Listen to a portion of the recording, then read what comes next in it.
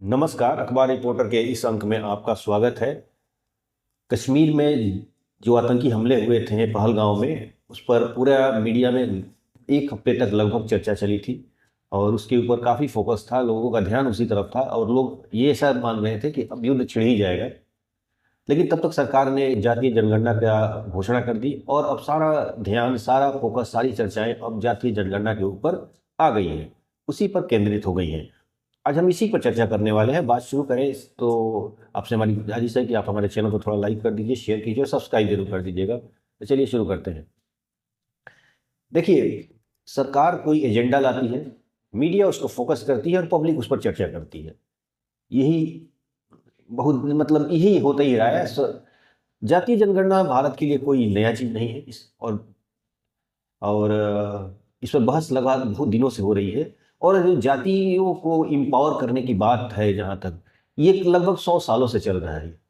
अंबेडकर साहब से, गांधी जी से पुनः पैक्ट हुआ, बाद में बीपी सिंह की सरकार आई, उन्होंने मंडल कमीशन लागू किया, फिर बाद में कई बीच बीच में बहुत सारे उसमें कुछ चेंज किए गए, उसमें कुछ और उसमें बदलाव किए गए। एजुकेशनल इंस्टीट्यूशन में भी आरक्षण दी गई। फिर बाद में इस पर चर्चा शुरू हो गई कि इसको 50% का जो आंकड़ा है उसको बढ़ाया जाए। खैर, इस पर एक चर्चा शुरू हो गई। मैं ये मेरा कहने का मेरा मकसद यही है कि सरकार जो एजेंडा घुमाती है, पब्लिक की निगाहें उधर ही घूम जाती हैं। यही बातें हुई। आज कोई पहलगाम पे चर्चा नहीं कर रहा है। आज जो भी बातें हो रही हैं, जहाँ जहाँ भी मैं देखता हूँ, जहाँ से लोग मिलते हैं, मेरे से बस जातीय जनगणना की ही बात करते हैं। अब आप खुद देखिएगा कि अभी तक जो सारी बातें होती थी हिंदू मुसलमान को लेकर, खूब चर्चाएं होती थी। हिंदू खतरे में है, हिंदू की मंदिर, उनकी संस्कृति खतरे में है, लव जिहाद हो रहा है, पता नहीं और क्या क्या, गजवाए हिंद हो जाएगा, फिर और इस तरह कई तरह के जुमले फेंके जाते थे और इस पर काफ़ी चर्चाएं होती थी। जो भावनात्मक लोग थे, जो इमोशनल लोग थे, वो उस पर ज़्यादा थोड़ा एग्रेसिव हो जाते थे और जहाँ कहीं कोई दाढ़ी वाला आदमी भी दिखता था, उससे लगता था कि वो उन पर टूट पड़ेंगे, मारपीट करने की नौबत आ जाती थी। इस तरह खूब चला है लगभग 10 सालों से। बड़े बड़े इंटेलेक्चुअल बड़ी बड़ी लंबी लंबी भाषण भी दिए हैं। उन्होंने खूब बताया है कि भारत में हिंदू खतरे में है और हिंदुओं को कितना इससे बेनिफिट मिला, इसमें नहीं जानना चाहता हूँ। अगर बात किया जाए अगर बीजेपी की, तो उसे हिंदुवादी पार्टी भी बोलते हैं कि एक हिंदुत्ववादी पार्टी है जो हिंदुत्व को फोकस करती है और उसका पूरा एजेंडा हिंदुओं पर रहता है। हिंदू इंपावर करने के बाद हिंदू एकता की बात, इस तरह की बातें बीजेपी करते रहती है। लेकिन अभी वो बातें नहीं हो रही है। अभी बातें हो रही हैं जाति की। हमारी जाति आगे है, हमारी जाति पीछे है, हमारे लोगों के संसाधनों पर अपर कास्ट के लोगों का कब्जा है। पिछड़े कह रहे हैं कि मतलब हमें नौकरियों में प्रतिनिधित्व नहीं मिला है, सारे पर रिसोर्सेज पर लोग कब्जा किए हैं। अब ये चीज़ आप आने वाले समय में इस तरह का पूरा एजेंडा अब हिंदू मुसलमान नहीं है। एक सज्जन मुझे मिले, मैं आपको ये बताना चाहता हूँ। मेरे बताने का मकसद यही था कि एक सज्जन जो कि अपने आप को बहुत काफ़ी कट्टर हिंदू बोलते थे, ऊंची जाति के थे, उन्होंने एक बात बोला मेरे से। बोला कि एक बात बताइए, अब हम सवर्णों का क्या होगा। उन्होंने इस तरह की कुछ बात बोला। मैं बोला सवर्णों को वही हुआ जो हमेशा होते आया है, कोई नया चीज़ थोड़े होगा। और ये बात जो आप कह रहे हैं, क्यों कह रहे हैं? तो उन्होंने मेरे से एक बात बोला कि भाई, अब आरक्षण की सीमा करीब 85% होने की अनुमान है, तो हमारा क्या होगा? तो बोला ये तो आप सोचिए कि आपका क्या होगा और कैसे होगा, और ये चीज़ें कौन सा आप सरकारी नौकरी करने वाले हैं। कहते नहीं नहीं, मेरे बाल बच्चों की बातें आ जाएगी। बड़े इमोशनल हो गए थे। तो बाल बच्चों पर मुझे समस्याएं आएंगी उनके नौकरी के लिए। तो मैं बोला कि ऐसा कुछ नहीं है। अगर आपको ये लगता है कि नौकरी नहीं मिलेगी तो जीने के लिए और भी साधन है, आप उस तरह का ये किए। थोड़ा एग्रेसिव हो गए कि भाई हमेशा बीजेपी के साथ दिया, बीजेपी के लिए हमने काम किया और आज बीजेपी हम लोगों के लिए एक तरह से किनारे साइड करते जा रही है। मैंने उस तरह के उन्होंने अपनी इमोशनली थोड़ा कुछ ज़्यादा ही भावुक हो गए थे। तो मैं बोला कि देखिए भाई साहब, बात यह है कि आपने बीजेपी के साथ दिया था, लेकिन बीजेपी से आप ये बातें पूछिए कि वो आपकी साथ देगी कि नहीं।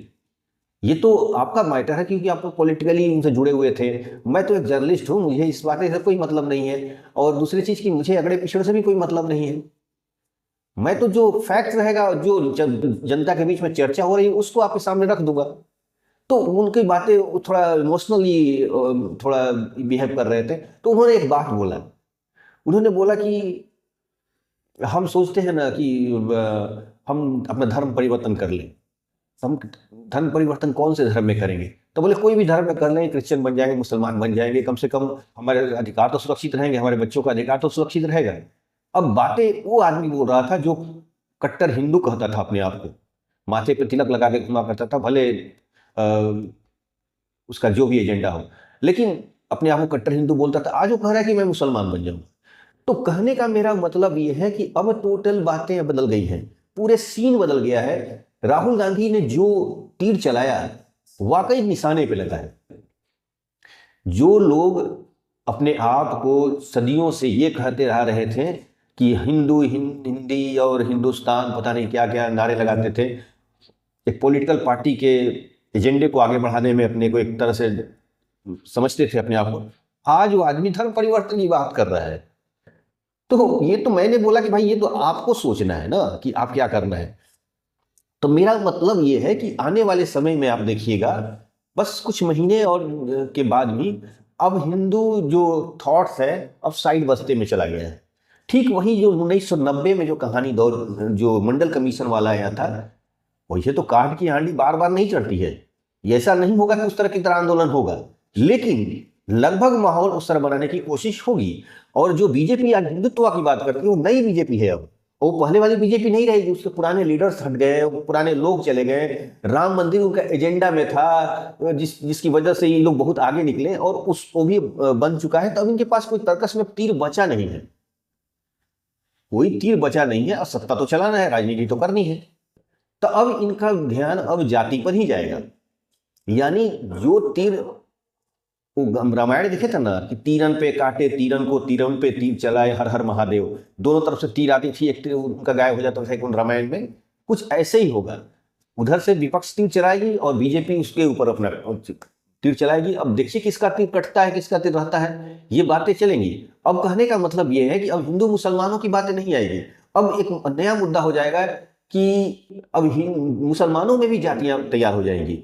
यानी अब मुसलमानों में अगर आप मेरे जो वीडियो देख रहे हैं, अब शेख सैयद पठान या कुछ इस तरह का अपर कास्ट टाइप के मुस्लिम हैं, तो आप तैयार रह जाइए। ऐसे लीडर्स को खड़े किए जाएंगे जो पिछड़ी पसमानदा जैसे शब्द आजकल सुनने में आ रहा है। पहले तो ये सब नहीं सुनने में आता, लेकिन पिछले 8-10 सालों से सुनने में आ रहा है। यानी पसमानदा का मतलब होता है पिछड़ा, और एक तरह से दलित टाइप का, ओबीसी टाइप का, एसी टाइप का।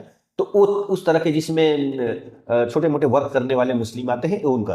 अब इनमें से कुछ लीडर्स को खड़ा किया जाएगा, और ये लोग अब तीर चलाएंगे पठानों के ऊपर, ये लोग तीर चलाएंगे सैयद के ऊपर, ये लोग तीर चलाएंगे शेख के ऊपर। मतलब ऐसे लोगों पर ये तीर चलाएंगे। और जो तीर पहले सवर्णों के ऊपर चलाया जाता था, यानी जो अपर कास्ट के लोग होते थे, जनरल कास्ट जिसको बोलते हैं, उनके ऊपर जो पिछड़े समाज, जैसे लालू प्रसाद की पार्टी हुई या और भी बहुत सारी छोटी छोटी पार्टियां थी, समाजवादी पार्टी हो गई या और भी बहुत सारी पार्टियां जो अपर कास्ट में तीर चलाती थी, अब वही तीर अब इन लोगों पर भी चलेगा। यानी अब पूरी राजनीति अब जातियों के नाम पर ही होगा। और ये बीजेपी जो नई बीजेपी है, अब वही नई बीजेपी आपको आप देखिएगा, अब हिंदुत्व की बात धीरे धीरे ठंडे बस्ते में जाएंगे, हिंदुत्व की बात धीरे धीरे खटाई में जाएगा। अब जो कुछ बातें होगी अब सिर्फ जाति पर होगी। कुछ ऐसे दलित चेहरे को लाया जाएगा, कुछ ये। अब अगर आप जनरल कास्ट हैं, जो लोग जनरल कास्ट से जुड़े हुए हैं, उनको तैयार होना पड़ेगा कि अब इनके ऊपर और भी तीर चलने वाला है, अब इनके ऊपर और भी तीर चलने वाला है। यानी जनरल कास्ट में अगर जो ब्राह्मण वगैरह आते हैं, और पता नहीं कौन कौन जातियां आती हैं, मुझे उतना नॉलेज नहीं है, मतलब ब्राह्मण है, क्षत्रिय अलग अलग एरिया में अलग अलग होते हैं, जैसे राजपूत हो गए, क्षत्रिय हो गए, ब्राह्मण हो गए। और ब्राह्मणों में बहुत सारे उसमें हैं, कौन ब्राह्मण, राजपूतों में बहुत सारे हो जाते हैं, कौन सा राजपूत कौन सा राजपूत। तो ये टोटल जितने लोग होंगे इनको अब दंश झेलना पड़ेगा, इनके ऊपर आक्रामक होगा और बीजेपी भी इनके ऊपर आक्रामक होगी।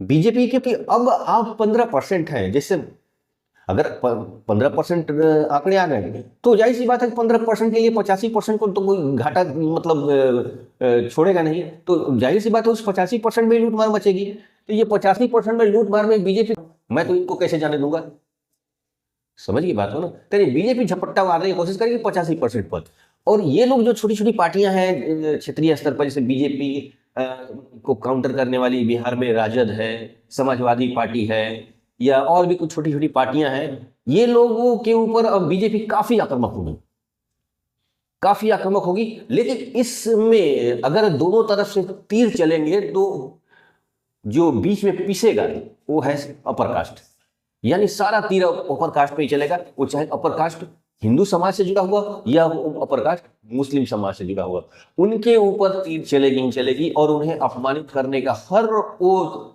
पैतरा है वो इस्तेमाल किया जाएगा, इसमें कोई दो राय नहीं। आरक्षण को 85% ले जाने, क्योंकि यही इसका आंकड़े आएंगे जातीय जनगणना का, तो बात यही हो जाए शुरू हो जाएगी कि आप आरक्षण का जो 50% का जो टैप लगा उसको हटाइए, पार्लियामेंट में लाइए और उसको 85% कर दीजिए। ये होगा, आप मान के चलिए कि ऐसा होगा। 85% आंकड़े के मुझे नहीं पता है कि कितना परसेंट होगा, लेकिन 50% से आरक्षण बढ़ाया जाएगा। मेरा अनुमान है कि वो 85% किया जाएगा।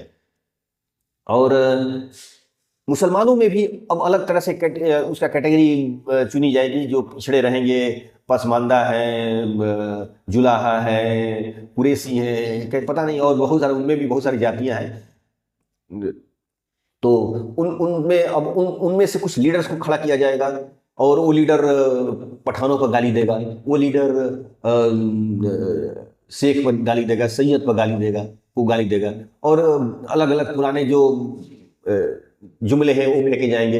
तो यानी कुल मिलाकर अब हिंदू वाली जो राजनीति थी, अब वो उसका जो धार है कमजोर पड़ेगी। अब जातीय लड़ाई होगी। अब आपको ये लगेगा, अगर आप सवर्ण समाज से जुड़े हुए हैं यानी अपर कास्ट से जुड़े होंगे, तो आपको ये लगेगा कि ये जो पठान है, जो सैयद है, जो शेख है, वो मेरे नजदीक है। अभी तक क्या लगता था, जो हिंदूवादी की बातें लगती थी, लगता था कि जितने हिंदू समाज के लोग हमारे एक हैं, ये हमारे अपने लोग हैं। लेकिन आप देखिए किस तरह राजनीति के मुंह को घुमा दिया जाता है, किस तरह राजनीति के जो तीर फोकस है ना, कैमरे का फोकस या जो भी, उसको अलग अंदाज में घुमा दिया जाएगा। और जो आप अगर सवर्ण क्लास के आदमी है, मतलब जनरल क्लास के हैं, तो आपको लगेगा कि ये जो शेख है ना, ये हमारा आदमी है, ये जो सैयद है ना, हमारा आदमी है, वो पठान है जो हमारा आदमी है। इस तरह की फीलिंग्स आपके अंदर आने लगी। यानी अब मुसलमानों में भी जातियां पैदा हो जाएगी, खूब लिया जाएगा, राजनीति होगी। और बीजेपी तो खूब करेगी इस तरह का, बीजेपी ऐसा खूब करेगी, कांग्रेस भी करेगी, राजद भी करेगी। यानी कुल मिलाकर अब जाति की अब राजनीति होने वाली है। अब जो बीजेपी है पूरी तरह से कन्वर्ट हो जाएगी, पूरी तरह से। अब हिंदूवादी इनके जो इलेक्ट्रेट, जो बड़े बड़े इंटेलेक्चुअल हैं, जो बड़ी बड़ी बातें करते हैं, वो आप देखिएगा अब वो लोग साइड हो जाएंगे। अब उस तरह के लीडर्स आएंगे जो जातियों पर उग्र भाषण दे सकते हैं, जैसे पहले वो मुसलमानों को देते थे जो लोग, अब उनको साइड हो जाएंगे। अब उनके लिए कोई जरूरत नहीं है, क्योंकि अब जातियों की राजनीति होने वाली है। तो वो बीजेपी या चाहे कांग्रेस की जो बड़े बड़े इस तरह के भाषण वाले लोगों को लाएंगे, जो यूट्यूबर को लाया जाएगा, इस तरह का जो उग्र होकर अब वो बातें करेंगी। किसकी? तो जातियों की बात करेगी, अपर कास्ट को जो गाली दे सके, चाहे वो अपर कास्ट सैयद हो, पठान हो, या हिंदुओं में जो जाति होती है, ब्राह्मण वगैरह, क्षत्रिय वगैरह जो होती है, अब उनकी बातें होंगी कि आप लोग, अब मतलब कहने का मेरा मतलब है कि जो अभी जो लोग इंटेलेक्चुअल की बातें आप सुनते थे कि जो मुसलमानों पे आक्रामक हुआ करती थी, वो गजवा हिंद की बात करती थी, वो लव जिहाद की बात करती थी, वो हिंदू खतरे में वाली बात करती थी, अब वैसे लोग राजनीति में आ जाएंगे। अब वैसे लोग बुद्धिजीवी बन के आ जाएंगे, जो अब ये बताएंगे कि पिछड़ों का शोषण हो रहा है, दलितों का शोषण हो रहा है, आने वाले समय में देखिएगा ये लोग, हम इस देश को ये कर लेंगे, वो कर लेंगे, मतलब कई तरह की बातें आएंगी। और दूसरी तरफ से सवर्ण लोगों की भी इस तरह के लोग खड़े किए जाएंगे, वो अब सवर्णों की बात करेंगे। पठान अपनी बात करेगा कि हमारा सवर्ण समाज है, वो पठान और ब्राह्मण एक हो जाएंगे। मतलब इस तरह की कुल लेकर भारत की राजनीति वही अंग्रेजों के इर्द गिर्द घूमते रहेगी, यानी फूट डालो शासन करो, ये कुल चलने वाला है। आरक्षण कितना बढ़ेगा अभी नहीं बताना मुश्किल है, लेकिन अगर आबादी 85% होती है तो 85 बनाम 15 यानी 85% आरक्षण होगा और 15% अपर कास्ट के लिए छोड़ दिया जाएगा, जो चाहे अपर कास्ट मुसलमान से हो या अपर कास्ट हिंदू से हो, इनके लिए छोड़ दिया जाएगा। तो आज के बस इतना ही। नए के साथ फिर आपसे मुलाकात होगी। आपसे हमारी गुजारिश है कि आप हमारे चैनल को लाइक कीजिए, शेयर कीजिए, सब्सक्राइब जरूर कर लीजिएगा। धन्यवाद।